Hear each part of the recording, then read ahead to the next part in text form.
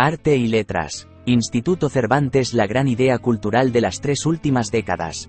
Quien ha trabajado en el Instituto Cervantes, aprende a mirar con envidia y desconsuelo las grandes instituciones europeas en las que se inspiró su fundación, la Alianza Francesa, el Instituto Británico, el Instituto Goethe, dotadas de medios suficientes, de programas y directrices a largo plazo, de una autonomía sujeta desde luego al mandato democrático y a la legalidad, pero no a los vaivenes ni a las directas interferencias políticas. Pero nuestro peor obstáculo no es nuestra pobreza, sino el encono que ponemos en derruir lo que a pesar de ella a veces hemos sido capaces de levantar.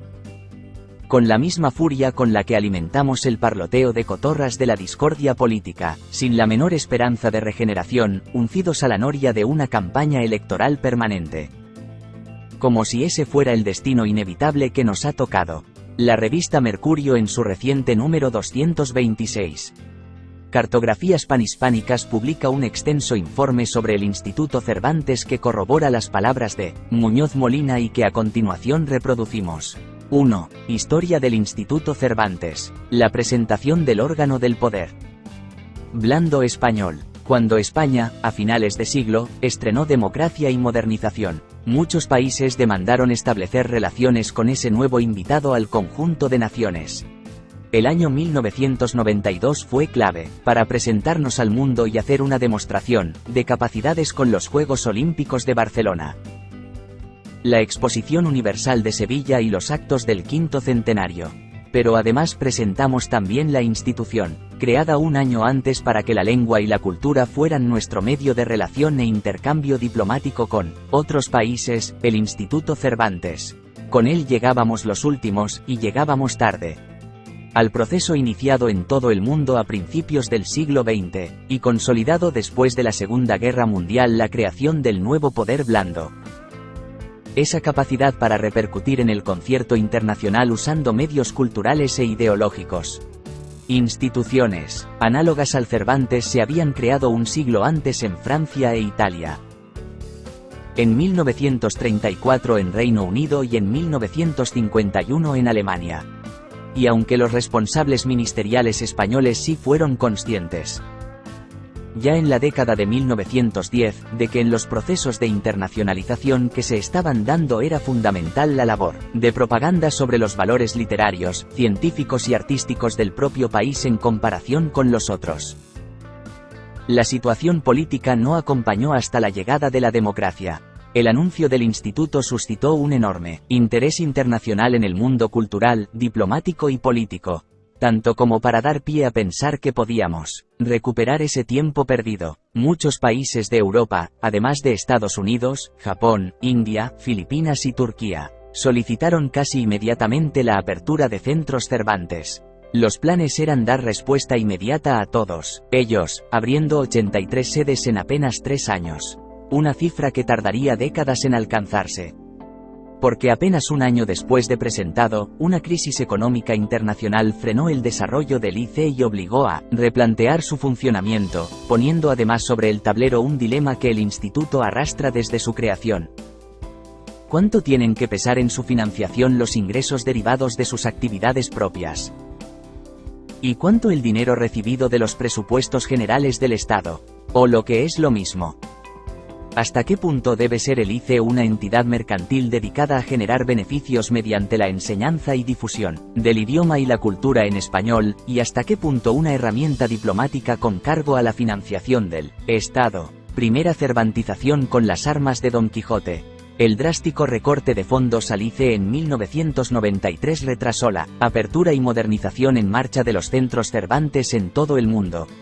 Ante la falta de fondos se decidió otorgar mucho mayor peso a la enseñanza de idiomas, una actividad, a diferencia de la diplomacia, con rendimiento económico objetivo. Desde entonces ha quedado la idea en el imaginario colectivo de que esta es la principal actividad del instituto. Ciertamente la enseñanza del idioma preponderó hasta 1999, el año en que, por fin consolidado, comenzó a cumplir sus objetivos fundacionales.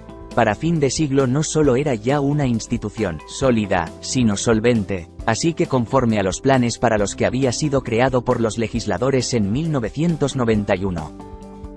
Pasó de estar integrado en el Ministerio de Cultura al de Exteriores, donde asumió su doble cometido, que viene cumpliendo desde entonces: la promoción de la lengua y la cultura, y el apoyo diplomático al poder blando español. Pero el intervalo entre ambas fechas no fueron años vacíos.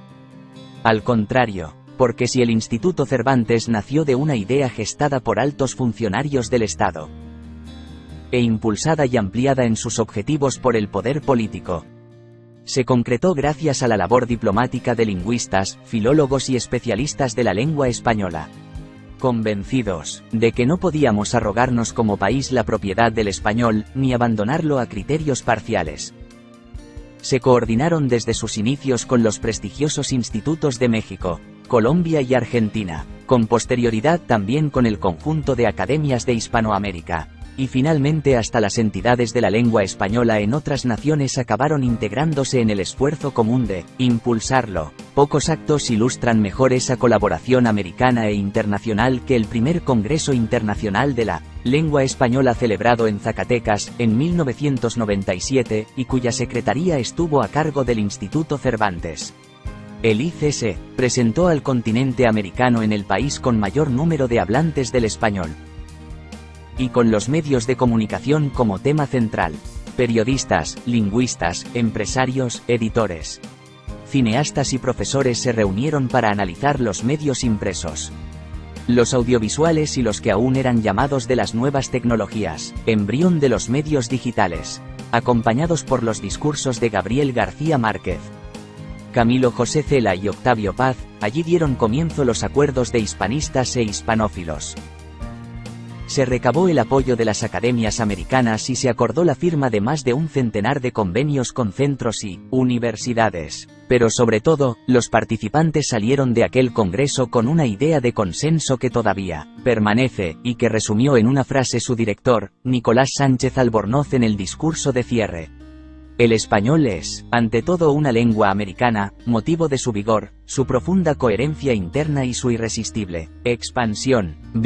Para los 5 continentes: la expansión histórica del ICE y su presencia actual en el mundo. Cuando Enric Satue ganó el concurso para diseñar el logotipo del ICE, fijó para siempre en su imagen la virgulilla de la ñ y esas 2 T's que se tumban para colaborar, dejando en medio el espacio de una institución abierta al mundo.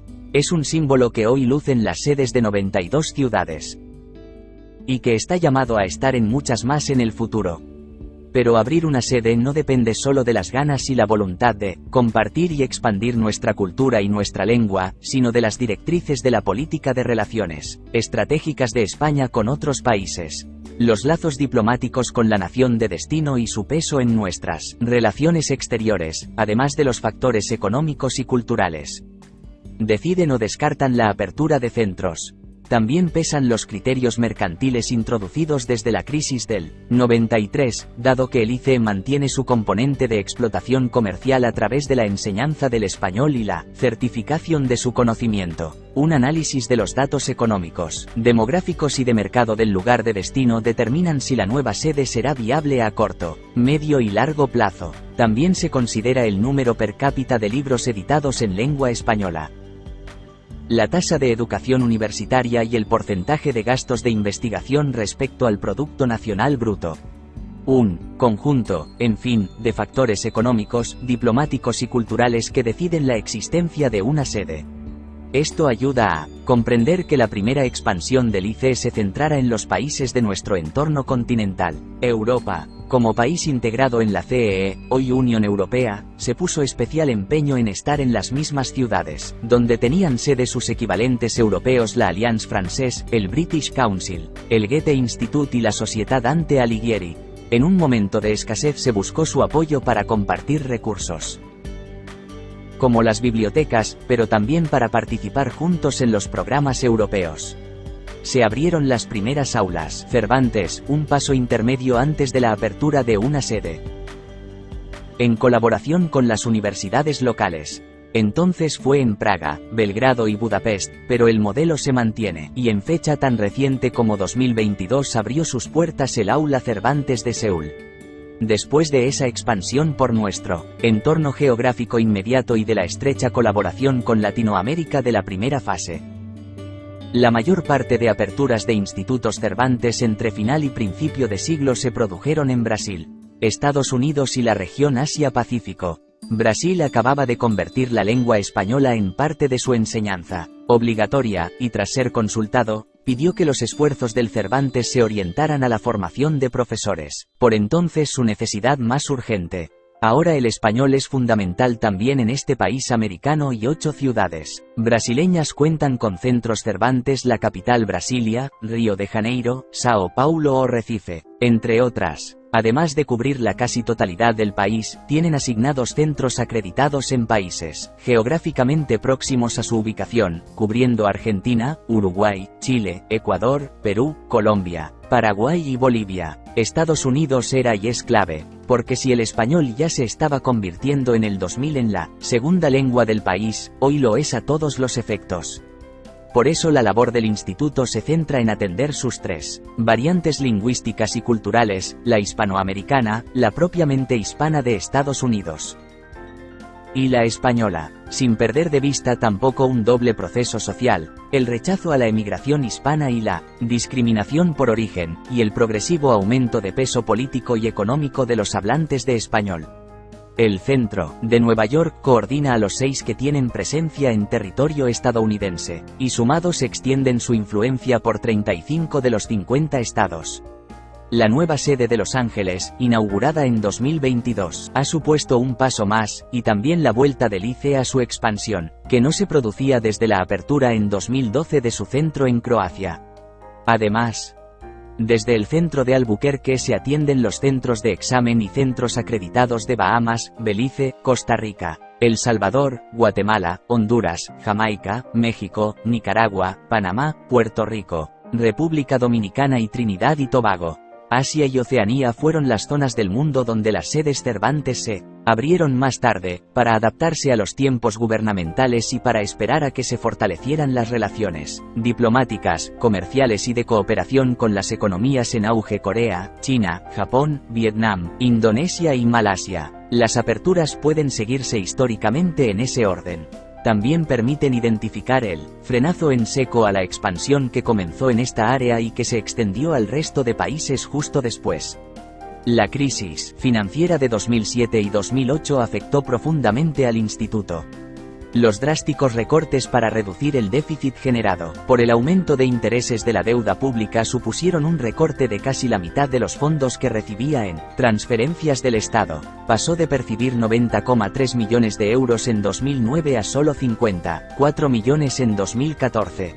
Pero el hachazo no fue únicamente económico. En aquel momento también se privó a los centros Cervantes de la capacidad histórica que habían disfrutado, la de poder incrementar sus gastos en función de sus ingresos, y se impusieron límites a la contratación de personal. En resumen, se restó al instituto parte de la independencia de actuación que había tenido como institución pública desde sus orígenes. Y así empezó una larga etapa donde el ICE continuaba estando obligado a mantener su actividad mercantil, así como su excelencia en la enseñanza, y a generar más ingresos, pero con menos personal, menos dinero y el mismo número de centros. El resultado fue una descapitalización de sus recursos humanos, una expansión que se canceló y que tardaría años en reanudarse y un cuadro de carencias que se mantienen, en parte, hasta el día de hoy. Casi 10 años, hasta 2018, tardó en alcanzar de nuevo el superávit presupuestario. Momento en que se pudo reanudar la expansión de la red de centros Cervantes. Hoy la capacidad de influencia y beneficios económicos generados por cada sede Cervantes parecen ir parejos al número de años que lleva implantada en la ciudad de destino. En Europa y Marruecos se registra el mayor número de estudiantes, con especial demanda de L. Certificación de español como lengua extranjera para profesores que enseñan español. Le sigue la América no hispanohablante, Brasil y Estados Unidos. Por contraste, Asia, Oceanía y Oriente Próximo, últimos en recibir sedes, son las áreas donde hay menor número de estudiantes, con muy poca demanda de L. Aunque existen excepciones notables, como el centro de Nueva Delhi en India y el de Manila en Filipinas, que tienen el mayor número de estudiantes y horas de toda la red. Durante los próximos años los planes del ICE son concentrar su expansión en el África subsahariana, Esto responde a un interés diplomático. Pues resulta fundamental estrechar lazos con el vecino del sur de la Unión Europea, pero también a uno cultural. El creciente interés de la población por la cultura y la lengua españolas. En 2019 abrió la sede de Dakar, y Abiyán, en Costa de Marfil, retomó en 2021 una actividad que el ICE había iniciado allí en 1991 y cesado en 1994. Ahora con una nueva aula Cervantes. Ese país, junto a Benín y Senegal, resultarán claves para continuar expandiendo la influencia del español y su cultura por el continente africano. En la vanguardia intelectual de la primera Internet. Adelantado a su época. El Instituto Cervantes fue una de las primeras instituciones en abrazar la digitalización en España. Cuando esa palabra ni siquiera se empleaba, como parte de su planificación estratégica. Fue incorporando las herramientas informáticas que iban apareciendo en el mercado, términos hoy ya en desuso, referidos a soportes y tecnologías superadas, o a las que se alude con otros términos, como CD-ROM, hipertexto, multimedia, o autopista de la información, fueron empleados. Explicados y aplicados primero por el ICE, el Centro Virtual Cervantes, CVC, convirtió al instituto en pionero en el uso de las nuevas tecnologías en todo el mundo. Por integrar la producción académica y la difusión cultural en línea, algo tan natural hoy como novedoso en 1999. Su red de bibliotecas fue la primera en español que permitió consultar documentos directamente en línea, no solo como referencia de título en el catálogo. 2 décadas después y como fruto de ese esfuerzo sostenido, en los 68 portales del ICE pueden consultarse casi 61 millones de documentos. Algunos fundamentales para seguir la evolución y uso del español en todos los rincones del planeta. Del COVID a los planes UE Next Generation. La pandemia supuso la tercera gran crisis histórica del ICE. El cierre de centros obligado por los confinamientos supuso una menor actividad académica y de emisión de certificaciones, y con ella, una drástica reducción de ingresos. El modelo de enseñanza en línea, que hubiera debido asumirse de forma inmediata, no contaba, ni cuenta aún, con suficientes recursos digitales internos para abordarlo. Ahora es una desventaja todavía mayor. Porque la digitalización acelerada pospandemia ha generado que instituciones con menos prestigio que el ICE, pero más implantadas en Internet, tengan mayor capacidad técnica para enseñar y certificar el español en línea. En 2020 se introdujo un cambio significativo en los fines del instituto. Al incluir en su actividad la difusión en el exterior de las lenguas cooficiales, catalana, gallega y vasca, de forma coordinada con las instituciones que las representan. Las deliberaciones para la creación del ICE en 1991 en el Senado y Congreso ya contemplaron esta posibilidad, que se descartó aduciendo la ausencia de demanda internacional. En la concepción actual se entiende que estas lenguas son también parte inseparable de la cultura panhispánica y por tanto, deben integrarse en los esfuerzos y fines generales del instituto. Pero si hay un cambio que va a afectar al ICE en los próximos años es la nueva concepción del español y de las lenguas cooficiales como factor de crecimiento económico y competitividad internacional, en el nuevo panorama tecnológico. Y de manera aún más notable con la inteligencia artificial. Los idiomas que dominen la transformación tecnológica dominarán también la economía mundial. Esta idea está recogida y desarrollada en el PERTE Nueva Economía de la Lengua, de 2022, que aborda una nueva forma de entender el producto más demandado y exportado de nuestro país, el idioma. Para ser llevado a cabo se ha incluido al ICE como uno de sus motores, y como líder de muchos de los procesos que determinarán su éxito. 2. ¿Cómo se gestiona el ICE, un instituto bicéfalo, independiente y de consenso? Para entender el funcionamiento del Instituto Cervantes y su doble organigrama hay que tener muy presente que es una institución dual por su doble función, diplomática y cultural, por su doble faceta económica, la institucional que absorbe ingresos y la comercial que los genera, y por una misión guiada por fines aspiracionales que deben traducirse en actividades prácticas y rentables. Programando actividades de enseñanza y culturales en sus sedes. Esto ayuda a entender por qué se rige por 2 órganos. Un patronato y un consejo de administración con un equipo directivo a su cargo. El patronato está compuesto por un conjunto de personas con capacidad de influencia diplomática y política, y por las máximas instituciones que representan a la lengua y cultura españolas.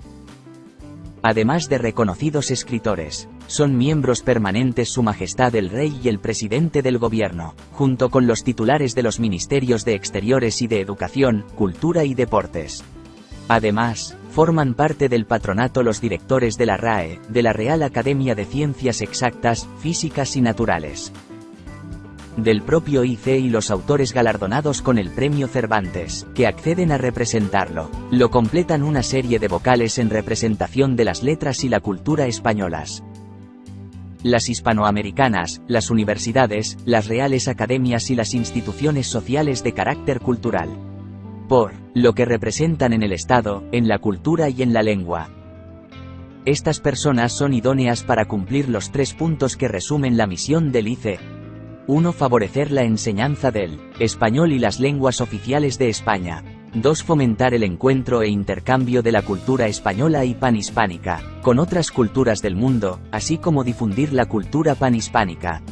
Y 3. Actuar como instrumento privilegiado para reforzar el prestigio y la influencia de España en el mundo, mediante la difusión y promoción de su patrimonio lingüístico y cultural. El patronato decide los planes generales del instituto, y para llevarlos a cabo existe su órgano de gestión. El Consejo de Administración, junto con el equipo directivo, se encarga de la aplicación práctica de los planes del patronato, a través de la gestión de su presupuesto, y de las actividades de su red de centros. Estas incluyen la enseñanza del idioma, las certificaciones de su grado de conocimiento, la gestión de la red de bibliotecas y recursos, la organización de eventos culturales y la puesta a disposición del público de recursos digitales. La responsabilidad de este órgano también es asegurar los ingresos propios que garantizan la viabilidad del instituto y su continuidad en el tiempo. Pero si este organigrama doble ha funcionado con éxito desde 1991, no es solo por lo acertado de sus planes o por su gestión, sino sobre todo porque a lo largo de los años 3 principios conceptuales se han mantenido invariables. 1. El consenso de todos los partidos políticos sobre la importancia del ICE, su continuidad y la necesidad de destinarle recursos. 2. La gestión de unos directores que siempre han construido sobre lo heredado, de forma continuista, al recibir el cargo. Y 3. El alto grado de independencia que se le ha otorgado, poco habitual en una entidad pública. Que esto siga siendo así, depende de la voluntad del Poder Ejecutivo y de las reformas llevadas a cabo por el Legislativo. Este último puso en cuestión su tradicional independencia con la Ley de Régimen Jurídico del Sector Público de 2015, a la que el ICE está obligado a adaptarse, aunque las modificaciones introducidas en 2020 vuelven a dotarlo de capacidad para tener una gestión más flexible, a medias entre el derecho público y el privado. Será imprescindible mantenerla así, no por capricho, sino porque es necesaria para una institución que tiene que desarrollar su actividad en tantos países distintos y en situaciones tan cambiantes, con decisiones ágiles y adaptadas a las circunstancias de cada país o ciudad en que está presente el Poder Ejecutivo, y por tanto todos los partidos que representan a la ciudadanía. También tienen que mantener su consenso sobre las especiales características y el valor como institución pública del Instituto Cervantes, especialmente en esta nueva etapa de impulso y expansión que aprovecha los fondos europeos y entiende que de la lengua y la cultura va a depender también, puede que más que antes, nuestro crecimiento económico y competitividad internacional. 3. Economía del ICE. Actividades. Programa de actuación y cambios producidos por la pandemia y por los fondos europeos. El ICE cuenta desde su creación con una doble fuente de fondos, en la que el peso de las transferencias del Estado supone algo más del 50% y el resto corresponde a ingresos por actividades propias, salvo en las crisis económicas de 1993 y 2008. Se ha seguido el criterio de que el Estado haga un desembolso ligeramente superior al de los ingresos que genera el ICE, de tal modo que si estos aumentan, los presupuestos del Estado lo doten también con más fondos, facilitando su crecimiento y expansión. En los 2 últimos años se ha incorporado además una partida inédita en forma de créditos para proyectos, con origen en los fondos europeos. Hay que separarla, como aporte adicional y temporal, del presupuesto histórico del ICE, que ha ido aumentando hasta los más de 130 millones de euros actuales y que nos ayuda a comprender su dimensión. El ejercicio 2022 se cerró con un presupuesto de 134.729.830 euros, procedente en un 56,7% de transferencias y en un 43,3% de ingresos propios, cantidades a las que hay que sumar 26.375.000 de euros de los fondos europeos. La primera cantidad le permite seguir con su actividad habitual y la segunda se destina a los nuevos proyectos, actividades del ICE que generan sus ingresos propios. El instituto obtiene ingresos de la organización de cursos de lengua española y lenguas cooficiales, presenciales, semipresenciales y en línea, y de las certificaciones del grado de conocimiento del español. Existen 5 programas de certificación destinados a diferentes fines y colectivos. El DELE, Diplomas de Español como Lengua Extranjera, sirve a profesores que quieran dedicarse a la enseñanza del español. El CCSE es la prueba de conocimientos constitucionales y socioculturales de España, que es necesario superar para la obtención de la nacionalidad española. El SIELE, Servicio Internacional de Evaluación de la Lengua Española, certifica el nivel de español desde A1 hasta C1.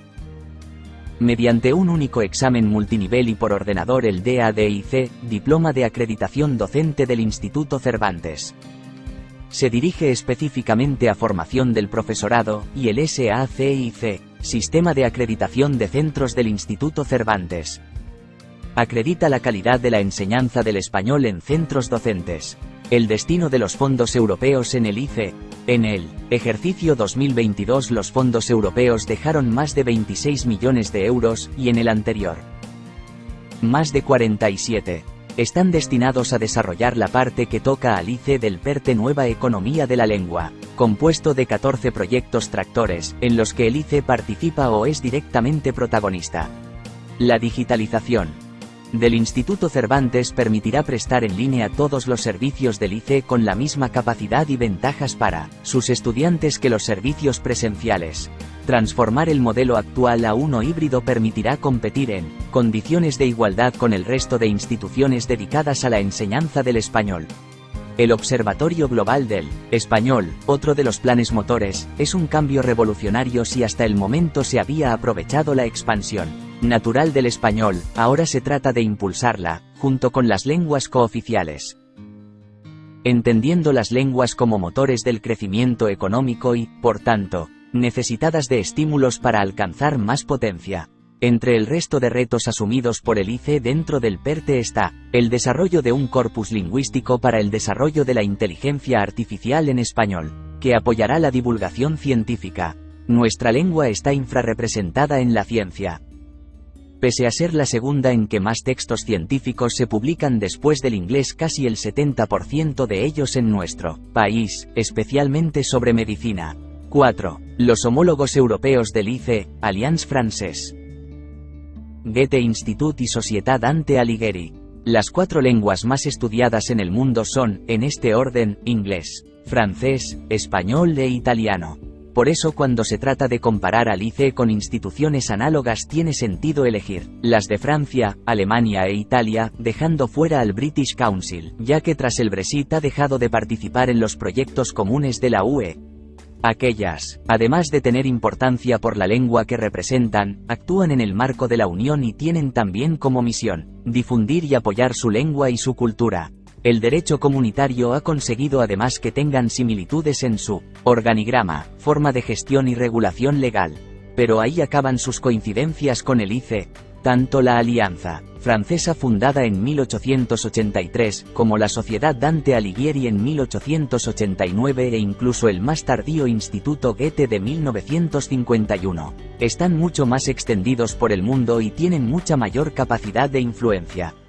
No solo por el mayor tiempo que llevan funcionando o por su número de hablantes, es el número de personas que estudian una lengua y el peso que ésta representa en la economía global, lo que determina la capacidad de influencia de un instituto de la lengua. El Cervantes tiene una posición privilegiada con el español, tercera lengua más estudiada del mundo. Pero también tiene ahí su desventaja, al ser una lengua con mucho menos peso que las otras en el PIB mundial. Justo el caso contrario es el del Instituto Goethe, con pocos hablantes y estudiantes de alemán. Pero séptima lengua por peso económico. El francés en cambio ocupa la segunda posición en el mundo por número de estudiantes, y también por peso económico. El italiano, mucho menos importante por su peso en el PIB mundial. Es la cuarta lengua más estudiada. Todo ello se traduce en la diferencia de esfuerzo y en la gestión que tiene que abordar cada instituto para cumplir sus fines. El Goethe tiene que influir en 130 millones de hablantes, de los cuales 15,4 millones son estudiantes.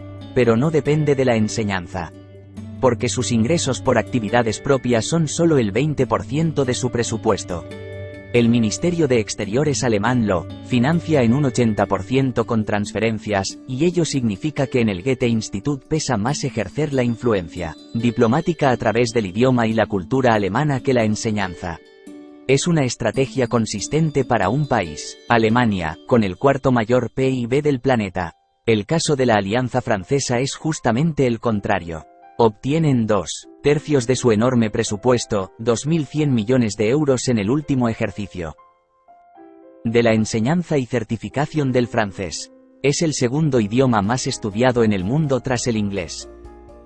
Y la Alianza aprovecha esa característica, y otra también particular de su lengua. De sus 321 millones de hablantes, 190 millones la tienen como segunda lengua, o lo que es lo mismo, son o han sido estudiantes en potencia. El 61,8% de ellos se encuentra en países de África. Su mercado para la enseñanza, por tanto, es enorme. La Sociedad Dante Alighieri es la institución con presupuesto más modesto, incluso en comparación al ICE, pero también la que más se parece a la española. Su presupuesto total en 2022 fue de 9.321.213 euros más. De la mitad proceden de transferencias del Estado, y el resto, de la enseñanza. Aunque con un modelo similar. Ingresos más modestos, con solo 85 millones de hablantes y casi 20 millones de estudiantes. Su presencia internacional es mucho mayor que la del ICE, de los 591 millones de hablantes de español en el mundo. 98 millones lo han aprendido estudiando. Pero en los últimos 8 años el ICE solo ha emitido certificaciones de dominio del idioma para 600.000 de ellos es menos del 1%. Dado que el modelo de aprendizaje ha venido siendo presencial más que en línea o híbrido, parece claro que la actual red internacional del ICE no da para más. Ahí es donde su digitalización podría ser clave para expandir sus ingresos. Dado que, como hemos visto en la comparación, el número de estudiantes del idioma marca la diferencia, y que el español tiene en esto una gran ventaja. Está claro que el ICE no es capaz de acaparar a su gran mayoría, como sí hace la Alianza Francesa. Además, por presencia internacional el ICE es la más débil de las 4 instituciones. El Cervantes tiene sedes en 92 ciudades. La Alianza Francesa en 829, la Sociedad Dante Alighieri en 482 y el Instituto Goethe en 158. Si hablamos de presencia en países, el ICE está en 45, la Alianza en 135, el Goethe en 98 y la Dante en 80. La mayor capacidad futura del ICE pasa también por acercarse a las cifras de sus homólogos europeos. Pero esa expansión dependerá también de una voluntad política que mantenga el equilibrio entre transferencias del Estado e ingresos propios. Si cada crisis económica mundial retrasa 10 años, como ocurrió en 1993 y 2008, la expansión del ICE, tendremos más difícil que la potencia del instituto como herramienta diplomática y difusora de la cultura y el idioma alcance a sus homólogos europeos. Verdaderamente es aquí donde los miembros del patronato que pertenecen al mundo cultural e intelectual tienen la capacidad de influenciar a quienes dentro del mismo deciden las políticas de Estado. Todo un reto. 5. América Latina y el Instituto Cervantes.